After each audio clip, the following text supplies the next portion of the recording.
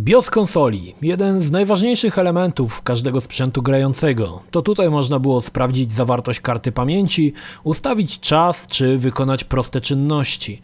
Z biegiem czasu BIOSy stawały się coraz bardziej zaawansowane, aż wreszcie stały się potężnymi multimedialnymi aplikacjami z obsługą czatów głosowych, zaawansowanymi funkcjami obrazu i dźwięku. Gdy porównamy BIOS z konsoli PlayStation 4 z tym z konsoli PlayStation 1, zauważymy jak ogromną metamorfozę przeszły aplikacje zarządzające konsolami. Przed Wami 10 sekretów ukrytych w BIOSach konsol. Zapraszam. Ostatnia konsola od Segi cieszy się wciąż niesłabnącą popularnością wśród fanów retro. Dreamcast wyprzedzał swoje czasy pod wieloma względami. W zasadzie sam BIOS konsoli nie ma sekretów, ale jest fajny easter egg związany z menu konsoli. Charakterystyczne menu z 4 ikonami zna zapewne wielu, ale mało kto wie, że można odpalić alternatywną wersję menu Dreamcasta z cieniowanymi ikonami i reagującą na poruszanie padem. Aby to zrobić, trzeba posiadać grę Puyo Puyo Fever i jeden zapis z gry na karcie pamięci. Wtedy, po naciśnięciu przycisku Start, zostaniemy przeniesieni do nowej wersji menu. Konsola od Nintendo doczekała się aż 3 wariantów startowych. Pierwszy, normalny, znany większości fanów. Drugi, po przytrzymaniu przycisku Z na padzie, wtedy pojawia się ta sama animacja, ale w tle słychać śmiechy dzieci. Oraz trzecia wersja, gdy mamy podłączone 4 kontrolery i na każdym naciśniemy Z. Pojawi się wtedy logo z dźwiękami z teatru Kabuki. Jeśli przyspieszymy dźwięk z menu konsoli 16-krotnie, otrzymamy słynne Totaka Song, które jest ukrytym podpisem kompozytora Kazumi Totaka. Muzyczka pojawiła się w wielu grach sygnowanych Nintendo, m.in. Luigi Mansion, Mario 8 czy Pikmin 2. Muzyczka jest ukrytym śladem kompozytora, który pozostawia go w każdej grze, nad którą pracował.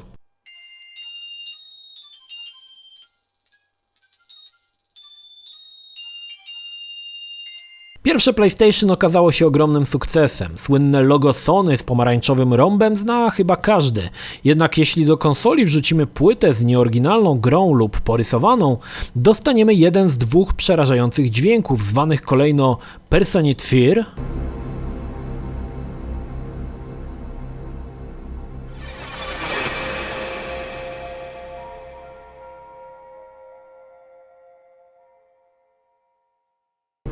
i Fearful Harmony.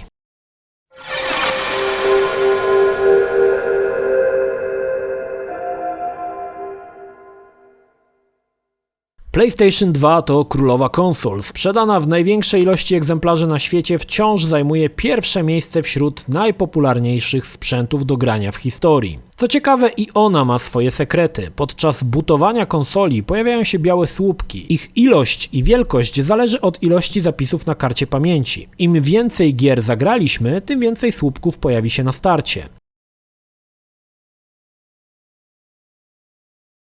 Niemniej ciekawy jest ekran opcji. Charakterystyczne słupki symbolizują 12-godzinny zegar. Upływające minuty są pokazane przez zmniejszające się podświetlenie jednego ze słupków. Wewnętrzny okrąg, po którym poruszają się białe kule, również powiększa się z upływem minut aż do pełnej godziny. Później wraca do punktu startowego i cykl rozpoczyna się od nowa. Same orby to też ciekawy element. Na początku każdej minuty wszystkie stanowią jedną kulę. Dokładnie w 30 sekundzie każdej minuty orby łączą się w 2 kule. W 20 i 40 sekundzie łączą się w 3 kule. W 15 i 45 sekundzie w 4. W 12, 24, 36 i 48 sekundzie jest ich 5, a w 10 i 50 6. Jaki to ma sens? Zasadniczo oznacza to, jaka część minuty jest aktualnie wyświetlona. 30 sekund to połowa, więc orby są 2. 20 to 1/3 minuty, więc są 3, etc. Cały zegar obraca się o 360 stopni dokładnie w ciągu minuty. Co ciekawe, ten dość skomplikowany mechanizm został przez Sony opatentowany i można sobie tam poczytać o całym pomyśle. Link w opisie. PlayStation 2 doczekała się też swojego przerażającego Red Screen of Death, gdy do konsoli wrzucimy nieoryginalną lub porysowaną płytę. Pierwszy Xbox był ciekawą konsolą, wtedy najmocniejszą na rynku. Doczekał się najlepszych portów gier multiplatformowych.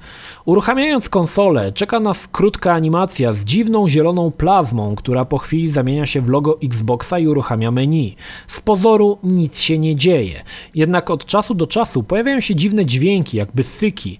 Nie są to jednak przypadkowe dźwięki, a specjalnie przetworzone faktyczne konwersacje z misji Apollo.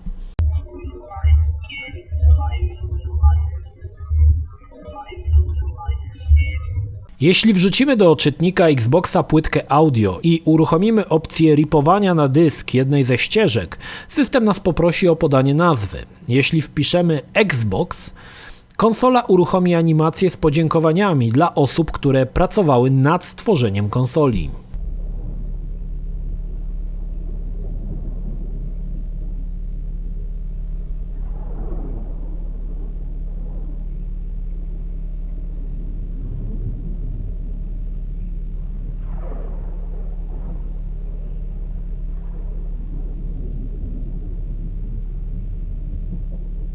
Zapewne wielu z Was widziało filmy, w których ktoś wrzuca płytkę z Xboxa do PlayStation i pojawia się logo konsoli Microsoftu. Dzieje się tak dlatego, że każda z gier na Xboxa ma partycję wideo, na której jest właśnie zawarty ten krótki film w formacie DVD wideo.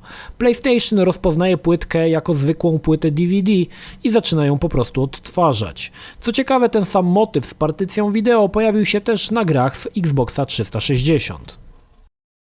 Wraz z kolejnymi konsolami ciekawostki w menu uległy zapomnieniu. Problemem są wydawane coraz to nowsze wersje firmware'u usprawniające działanie konsol i usług.